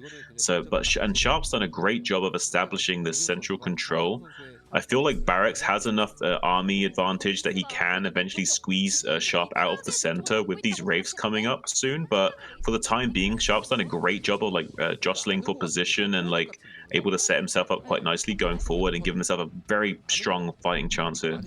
The missile turrets are a nice touch here from Sharp. I think he might have seen or scouted the extra starports that have been added on here, because that can be a move that is devastating from the player who has extra race and cloak. You can just suddenly cloak, fly in, kill the Goliath, and then just start ravaging the tank line. As soon as the tanks unsiege, you unsiege all of your own tanks and just shove forward, and that can be like a snowball that rolls up the entire rest of your army, and you end up losing too much position on the map to ever come back. But with Sharp adding those turrets, it's not as easy to just cloak and run in and to fight down some Goliaths, but he's getting 2 kills here right off the bat, coming forward, trying to, you know, maybe poke these Goliaths down a little bit, but he can't break any of these positions right now. And there's a Valkyrie as well. One Valkyrie out can really change the math here. The Wraiths are just flying in and taking a huge amount of damage, but the tanks are shoving forward here. Barracks starting to close the noose on Sharp, actually. Yeah, it's looking like that's saying currently a 30 supply advantage for Barracks, and he's slowly encroaching on these positions, taking up more of this center board advantage. And it is very much like chess in this matchup, and controlling the center like this does afford you so much luxury, comfort, and also potential lines of attacks. So going forward, Barracks is pretty much like a kid in a candy store with how he can go about winning this game, but he has to be very methodical about it. It's not like he can just push a button and win. You have to be very slow and composed in TVT. Now making a gambit for the northern threshold. I'm not sure this is a good play, actually. I think this is a mistake from Barracks. He's going to lose all of these paper planes to the Valkyries. There is only a few advantage of tanks for Barracks that's not going to be able to be leveraged enough. You need such an overwhelming number of tanks to break these positions, and he did not have it. So he's going to lose this gambit in the north, actually, and kind of level out the playing field just enough that I think Sharp now is going to be able to have a chance at staying in this game and remaining healthy for the time being. Yeah, that's true. You know, the thing about going Valkyries, though, is that even when you win that air battle, you get rid of all the Wraiths, you're not really going to have the same utility as when you win with Wraiths of your own. Of course, they just can't shoot down. They're just going to kind of sit there now in the air, not really adding anything to the army except for potential map vision. And Barrick's going to start to push forward here once again. He shut down that vulture attack towards his front third base there. And he's taking a really great position here. However, Sharp is holding the lane and keeping open the option of taking the extra bases here in the top center. That other main base may end up going to him. However, Barrick shoving forward here now towards the natural. If he gets a position right out in front of the natural where the rallies are coming from, this could be actually a winning situation here for Barracks. Yeah, Sharp was kind of trying to play the super late game right now and switch over to Cloaked Wraith himself and use those Valkyries to kind of like try and checkmate Barracks by having both Valkyries and Cloaked Wraiths. But right now, Barracks has kind of hit this timing window right before there was enough Wraiths for Sharp to make this this manifest into a reality. So now Sharp's desperate and he's trying to use these couple of Wraiths that he's got to try and keep these forces at bay, but it's not enough. He didn't have enough time to build up enough of a Wraith count, and now Barracks is just closing the door on him right now, and Sharp is looking duller by the moment, Sam. Yeah, he needs to actually pull back his forces in the middle of the map and try to stop this push from rolling him all the way back into his main base. Sharp only has 2 tanks here. He's starting to build up that Wraith count, but as soon as Goliath reaches his front line, Barracks should be able to stop that damage from coming out. There's 3 Wraiths here now. They're going to start to hit these tanks. Where are those Goliaths? There's the first Goliath making its way up here to the front. There's another one coming forward. And I think that Barracks is just going to be able to squeeze Sharp out of this game now with this forward position here. Maximum tanks just kind of spread out around the natural, not allowing reinforcements to come here and actually hold off any of this attack that's coming from Barracks. Yeah, he's locked out this gas from being mined as well. So over the course of 4 minutes, 12 tanks will not be able to be made. So not being able to mine that 300 gas a minute from that geyser is going to be really painful for Sharp. And that gas deficit will start to amount to a much larger advantage for Barracks, even though he's already currently 60 supply ahead and has such a huge positional advantage over Sharp, both in terms of like map position, expansions, technology, army. Everything is going Barracks' way right now. Unfortunately for Sharp, he's just not able to kind of turn this around into a win, despite having such a valiant attempt at doing so. Yeah, he's... Oh, wow. 4 dropships just showing up to the front line here. I don't know if that's what Barracks needs right now, but he's got that option as well. He's going to push up here and try to shut down this base on that false high ground. Meanwhile, Sharp's trying to use his vision advantage with the Wraiths to actually push out of the natural. Looks like GG is called, though. Barracks takes down Sharp in a very impressive TVT.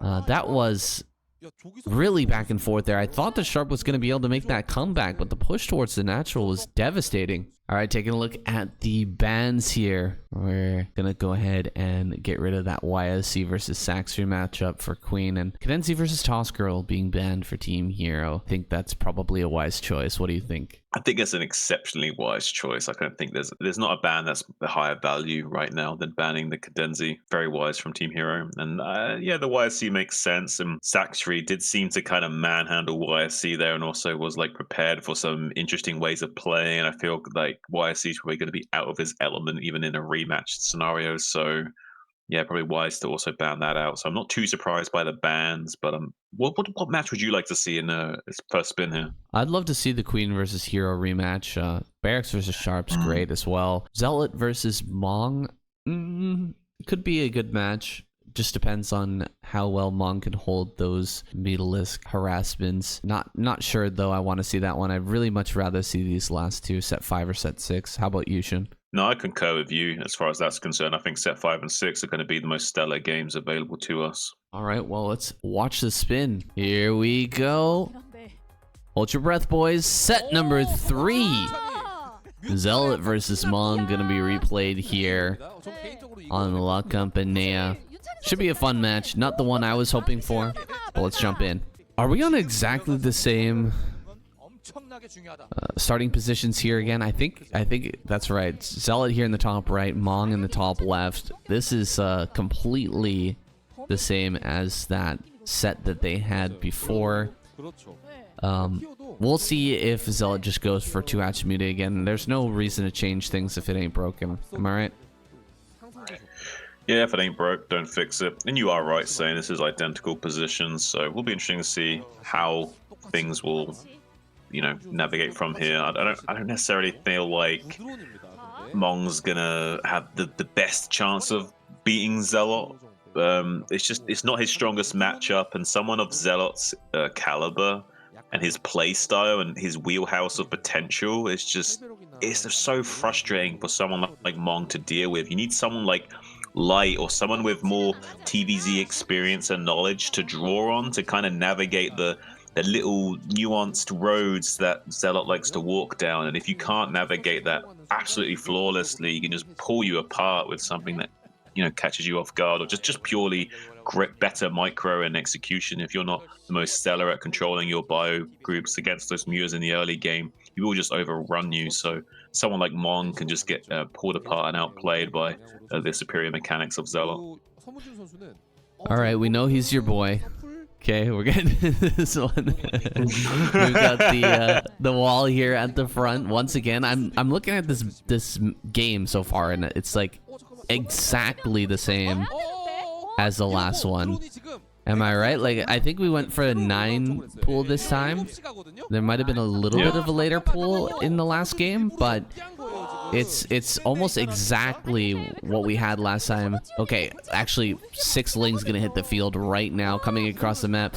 There is this wall in here. It is a Ling type wall, except for on the left-hand side there. He hasn't scouted the Lings coming just yet because he didn't scout past the natural over there at the top right with his SCV, so he's going to be completely caught off guard. Needs to pull this SCV back, get it inside this wall right here, right now. This one Ling is going to be able to slip by. And the second, or the SCV goes down right away, pulling a lot of SCVs here to the front line, but the second Marine gonna go down. Is it just gonna be a really quick victory here for Zealot? It sure is looking like that.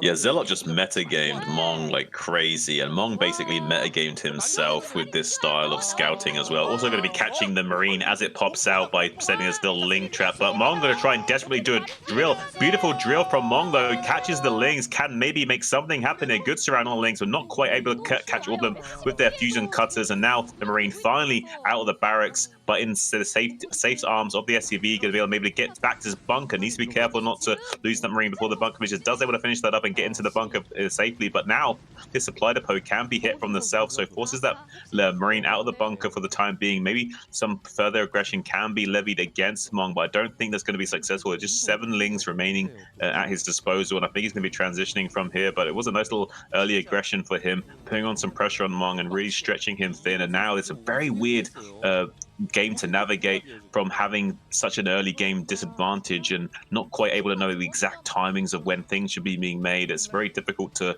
kind of line things up nicely when you've lost this many SCVs and mining time in the early game.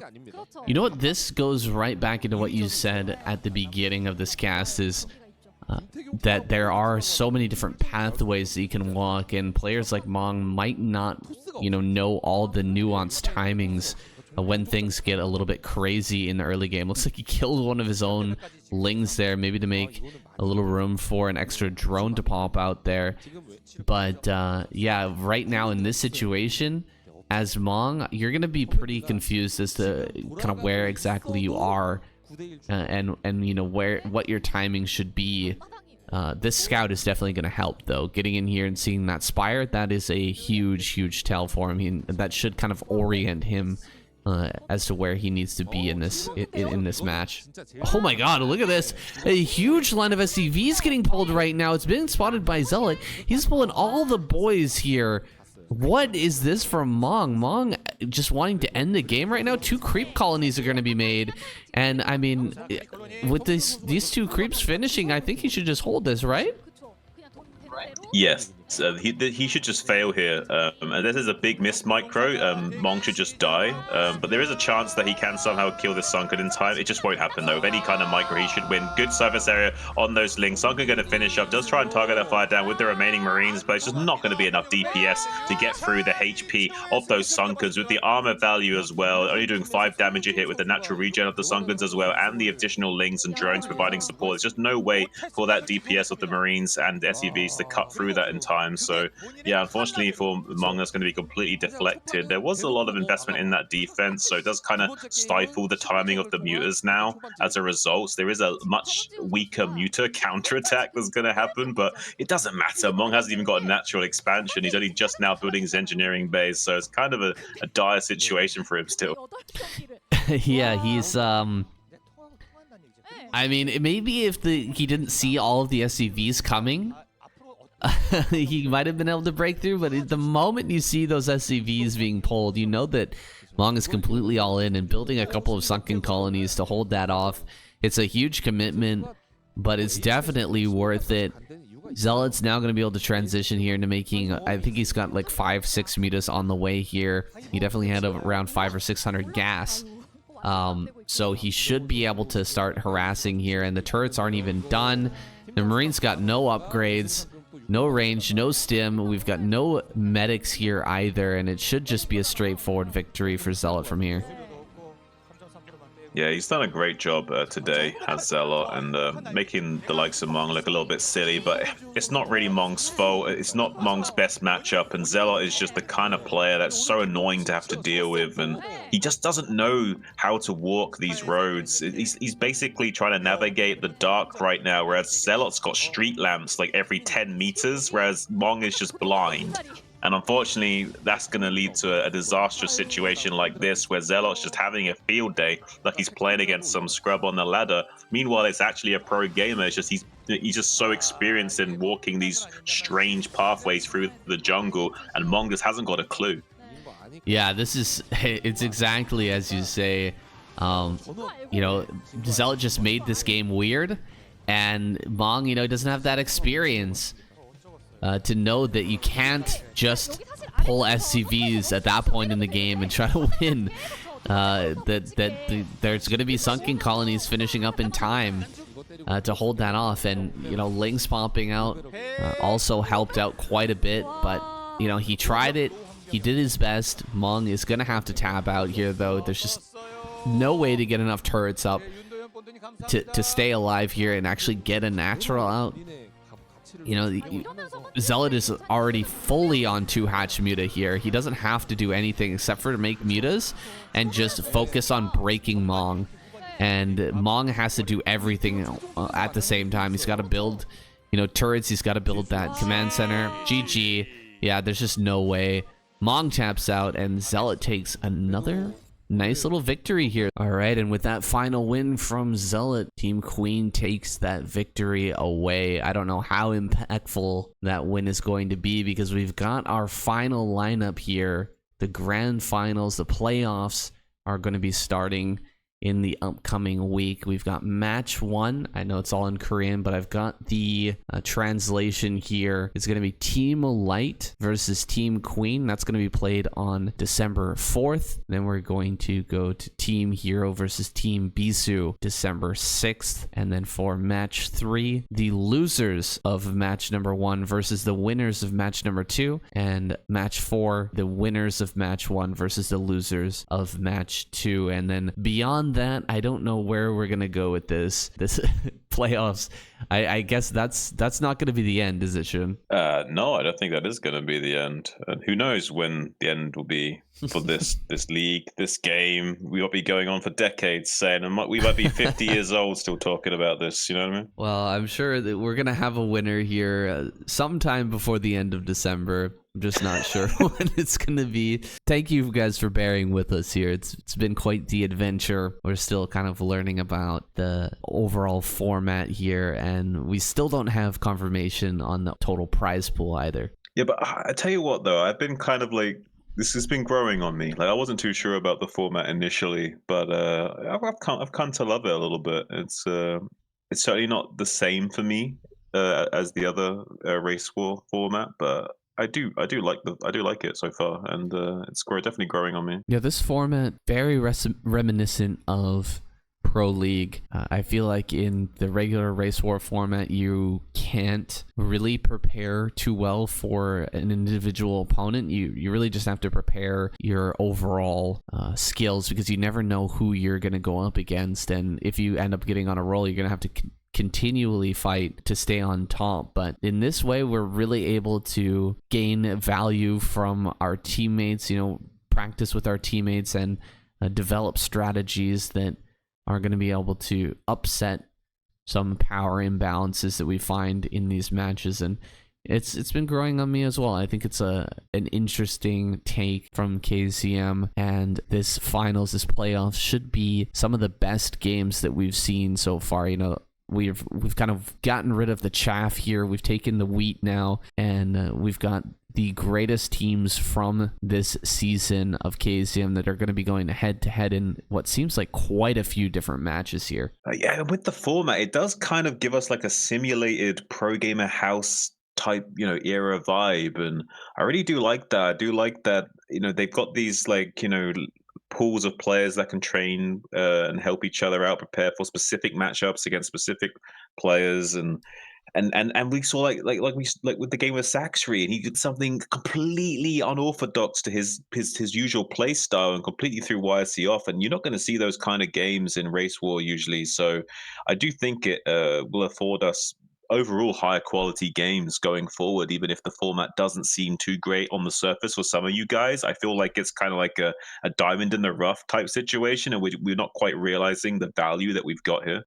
Right, guys, and if you value this tournament, if you value Broodwar content, make sure to go down into that description box, check out all the links and support, hit the like and subscribe button. We do appreciate it. That's it for the second half of this first season of the KCM team tournament, but there's plenty more to go. We'll see you guys very soon for match 1 of the playoffs. Have a great day. Bye. Belefros, Geschilf, Sejami, against Nashina fully, Radahizne, the my no Aniki, wasn't that Lurksoft. He's no scale, Wahrigal, of Mimro, says Snake. Yeah, for our Snemak, he's the Mercury, yes, the Mercury. Senibs the Hurler and all fired up there. Yeah, Svea, who is never helps it, yeah, Lucy, was a shit.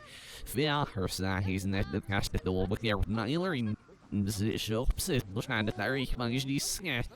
On up its side, and the fecal so much as perhaps your own, it was the nearly reached also.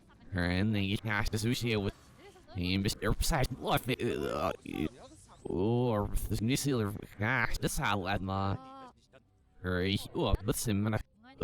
Ja, misschien ja, on there time on season it. Oorschafé, opschaf nog in de womste weet, because we stoel beleid was het. Yesterday after over me nog get was ja, zien niet in de plant sash niet over on season that the shark but alles ook en there's nog ja met op zit en dat zag we gar feeling nou of hush starts niks so ik start of iets as niet as alles is een game skills wat game starts no en ja result of this new game so can get for it's like me exo game so so op so so hier president شيء اكسل ولا ليبسي شيء تفهم الارش nicht gehabt. Dann ist mir nicht wie schnell zu einer angelaufen. Stau, ja, ich mir sind noch immer sehr ja, was glaubst du fashion if mein Zeichen ist ja, jetzt mir exit all lang will selber, was in der Schisse selber jetzt ist ja, sie just the mirror back. Because was Erzi, ja, would all would not so handy, so mir auf der von der Show, which this out, the is auch no, see up film watch didn't get it with season that I'm like be season that but I'll see up before I was each watch that yeah would all when I could see it name and they're coming up and looking at telling you skills in the how looks off my feels but no here no and now right search it all looks off to me it's in there from hopes in and you show was just not said who's now just goes up as you make it long as you got to see isn't that got as far as you do smart wow Nej, jag är ju helt snäll den är bara snäll. Hurry, devouring the same meme and that there are sneaking gaps and getting his little honey. He'll scam makes the Thursday live house and gives us Yes, that there's still some sit for like getting name in the area negus now and get powers to shimmer other all like you see if it's never like you sure sharp but all out not option I'm the business that that not really learn able my nerves just on get some of it best together. Hurry, lang if ops nerves no but see suit like nerves now healer rats but I get just seeing off sure healer exhausted I'm like this near a minute or throughout but don't even exaggerate. Lurs die actief snecht dit we bewijs no we maar said but no but I in snecht so not in the schlatter van if I really ruin well get it was this nil do get that on there isn't that come off it race new going with that new going get that He's net of just not the cycle boom, so exhaust to an original skills and then the cycle, you know, million or and then the M's in the way now, I'm not even exhaust, he'll never know exhaust. I'm going to see a full fin and ever scared longer. Ich just so lean and was ich müssen nach den nächsten selbst lean das nicht anders nach der hier nach ich sehe wenn wir haben auch nicht gleich mal nach ich das in ihnen muss sie gesagt sagt nicht ich never fell das du bei uns ist halt auf sie du gewesen nicht noch so besten in der Schnurscharf und nach ich an der Shalom bedient mag ich du wenn was so exhaust das Geld das nicht gebaut du gerne wenn du das Hal schau sie with the wat was nu genoeg is net zo ja share weer get net zo ver not season net wil no echt not skills ja share wil aan best no I'll hold you in a exhaust isn't it the more from my new made it all Larry in the image you'll snip bus is it well I was thinking I still like there's now that's near mid lot so like it boss not out but it's a girl I'll let out we just got saved earth there's no very gas to pull off but the observation of moose like the next thing on us said the ways just caps gas in your position or exhaust or free he did fill lips and get your man and I'm young but no we remember the sauce the rock said the boss not out bars isn't that the gal bars and gave very circle at all or stand at the name back response to what name and there's yes that's it he'll that beater right a shinging your spouse in that and your spouse Mr. From your discuss is to bring this got to be zero and I should do and see a bro from us north need the best skills but when you're east and north when I'm just doing again look you about you just isn't that not sharp no one but no isn't the clerk soft at all on us hurry but can be really isn't that defeated just by there must this today jag vände så här av flex och hade väl men jag måste vi eller snäpp det när personal men jag måste kan bas mycket ja så att jag ska وبصوت تسوي مزوات ما تناش وبصوت تسناس دينا مزكم نال نصيب ذات سيك يا كبير ام واحد نخ ناش زفا فدبل كيس ما سنشاش بفرند اي ريال سناش dus dat zie je dat je het staat dus dat is ook gezien niet uit de wat maar heel en gezien is een share site we ben zo exhaust line ja hey dat meer mag dat zo ja zie dat research de exunges nu is ja dat die ben best als we in exhaust niet verder you know nee dat ook zo dat meer er chauffeur is in de hang het los het was op base ja Rail goes this area you line there you're next to this that when I was lobes that looks disgusting then no Maxine and I'll wake it actually not and the average the way this is yeah and that circle but all this is this is guys yeah who's in the area dishes and there's that ball off a slow down so for yeah near Saul's heller exhaust and he's in that more free to shoot because and here but palm being the email or yeah this is the snores do you feel like it's you see earth sitting and you know just imagine must take an hour or either wolf you know or sauce see the boss not ever but and you know circle was this Christian be in that circle see the must not and I know stay there to get her but hurry mama gonna circle and I was doing you were here ما نقولوا بقى بوحص اللي نعرف نعرف شيء يبنى از الصوف جزء الله زي ما بفهم بس كده بقصة هو في إنه مو بس من دوس از العافية تي لكن هيز نتل إنه يس كاست العافية دير بقى شارف بس نو بس ناس شيء سمسر بس نجن فدسي نسال بهم بس نيل نسال بدل الله زي نت بس نو أي وقت بقصة ما في شارف بدل استقل بقى بس راح تسيء بدو في نرجع شديس ناد نجد نمي إيش نمير سنة نو هذا سايكل كسي دنيا شيء نمي إيش سنة نش زبقي رن season اتسلن أنا أخي بلوس سيرفو فضوي حزق وشيسنا بس إير هذا زين بلوس سيب بس أبد كذا بس نزوه يبين den där det nya med det hade mig lagt så på för att like hålla ner liv i så bonus att det för snor sharp med så in med upp se nya med det nya upp snä så alla det var så för att alla det så är så för is net mer för det alltså det absolut mycket från hej Hey, you don't really feel bushy, one not there, but if gets he's not it. But no local information of that's he's got still strong, but Louis needs faster hanging on your head. Oh, be even the she's like you're off to it. The opposite that leader states this again. Yellow cast that thing. Very nice sense, and you get it so this initial, will not see if they're fed out exist.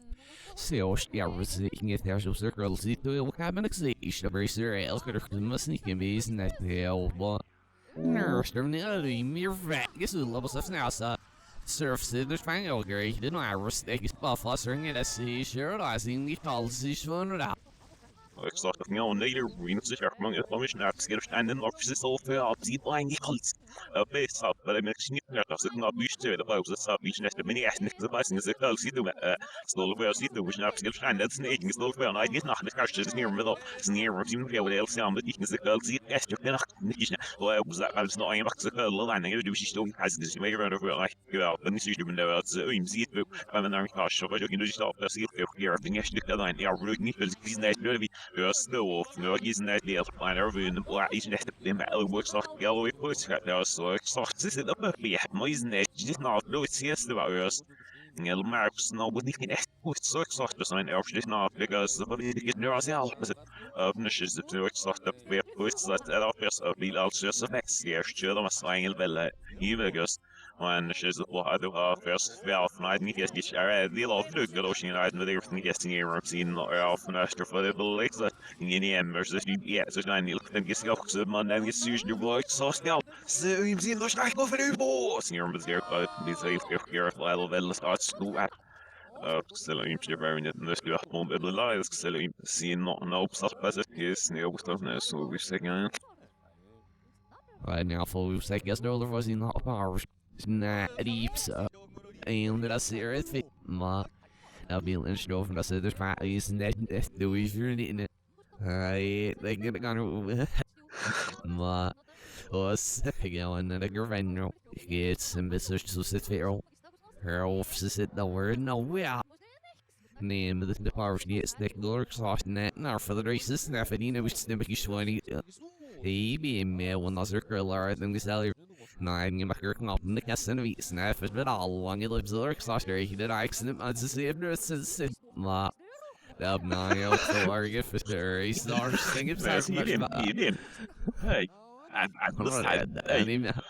What's that? Yeah, that's yeah. Name in the valley has looked in the sense new. Yeah, he's shooting.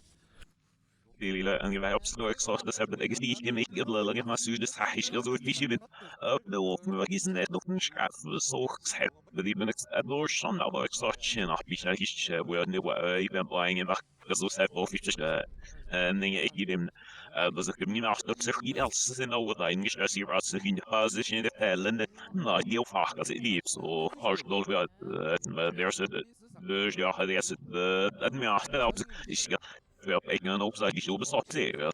Jag står bara för ingen uppsagt i besatt det. Det ser runs yes, som det låter. Och shit, mamma, du vet det nästan inget mer då tjej. Och så ni vill schema hur tjej och har vi gett som det väl säger vem jag har snit för dig av BBM ni var ökall ingen är nästan mer att mer så det är snart har det så det har då var då för jag känner det. I dare say I'd be in the real like I said again, Mark Soft forgets some of it. Ma, real like us. Oh, you know, silver soft. Get down this will be out with seat for it. But the wind of bizarre. That get a law was that get a murph and I wish and I'll put call when I can get a discuss near but those near him. See, he's just off singing myself near him, missing your manner or for that be out, son.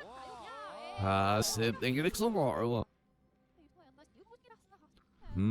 Ja, well, as you're snacking it, that's but everything else seems to be is like, yeah, we're some that. Yeah, well, if you any spot, spam, and as much it'll guess I get the soul for an ambition you see, the I'm gonna be حتى يفعل ابنائي يعني يصير سبب سبب the sniff hunger not get them to see us kind of the result in fact these the كيف السياسات was net so long if you was a star, right? Mish Argus at Ursary, they will see and that's the gives and get surf versus the lurks off there and the bit of no, or not on you know, get him, the city, get him, this look here. Ma, the bad girls there, wonder that Schneer civil little chest. As Lauren and which you lost it, this going off a little skill that there in the Sarah, who are sent position airman of and I say if there's the and I nor see that's the gas now they often go on this guys net now the one mere exhibitable is on what's the name make circles that nerf that race we snack seen it and I haven't do shit yeah one lost circle and then yeah and every that in it snack surf with all nipsy shredder soft and more full effects here we give me about so it Exhaustion nach wie net sharp die net de new get was me like nazivi set the zone is staan exit back nach label فدوش تزيني شوي حاسين about the Mac just if aber auch so these like soft for yes the next is not in the glance and actually here near the glance so to who was up some ultra who was up yes is you just in the access in the but yet all for then they who's next so well I was like soft so I was this is the who's well off near he also hört also vision mir geld also die when the was now and was ist doch gas it was is net in the sharp von nach so ist echt nicht so wunder packen wie se också wir like plus sign for you say do such ni off in the so and then the side more friend vi shall be at no I do gas ni that so I such you know the low exhaust what I really did in the Here's cafe maar er is like vi sa eiler so die beam man je mag er sharp series was not op without standing I don't even who's there from like this just he like working in his is that no more like I built more the share because it's not get there no I do that near room no where see this he the work I'm do the bad boss no bad you should have smart near room no here you know I'm going across near room find deep single oxygen in our single roof no stand that here he like near must like you Alltså jag också så sharp med alla de kostar det snitt vad ska jag lunch det du ser ni men det är men kanske det så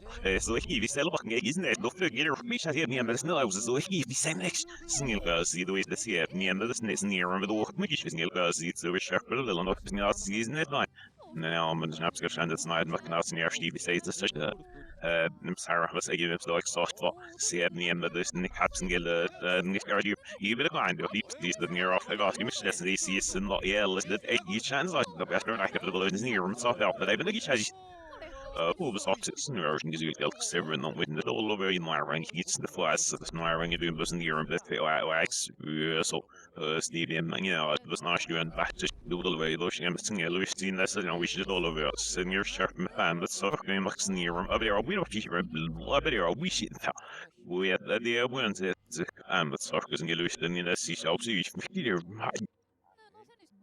I'm a soccer scene in this. Well, they're growing like said that a racing the sky area and a pops in the loose. They send a girlfriend away. He lives so yeah, another fleet of my and then I'd make at least the shoot. That they sister alone or Steiner the area he settled. He accept. Sit the way Nick just isn't that a griffin mystery, sit or be medicine a little bit. Fox and get low hot on you know, I can get us. He learned that didn't know was just very flip side get on the system to strike so fast that he's done or get extra delicious hell worker let a not her old fuck it isn't that extra stuff he I'm at the story no what the ma it's just it's